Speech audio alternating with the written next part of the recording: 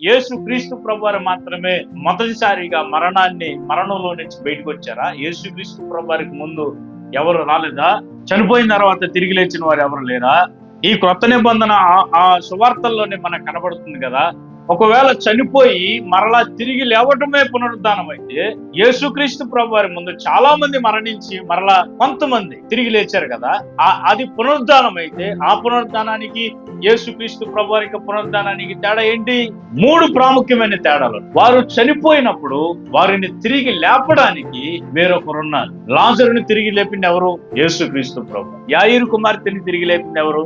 యేసుక్రీస్తు ప్రభు. ఎలీషా దగ్గర కానీ ఏ ఇతర మరణం గాని వారిని తిరిగి లేపడానికి ఎవరొక వ్యక్తి ఉన్నారు. లాజరు బయటికి రమ్మంటే వచ్చాడు. యేసుక్రీస్తు ప్రభువారి పిల్లల్ని వచ్చేవాడు కాదే. కానీ ఈ క్రీస్తు ఆయన తనకు తానే స్వయంగా మరణాన్ని చేయించి తిరిగి లేచాడు. ఈ హిమ్సెల్ఫ్ గాట్ రెసరెక్ట్. తనకు తాను మాత్రమే ఆయన లేచాడు.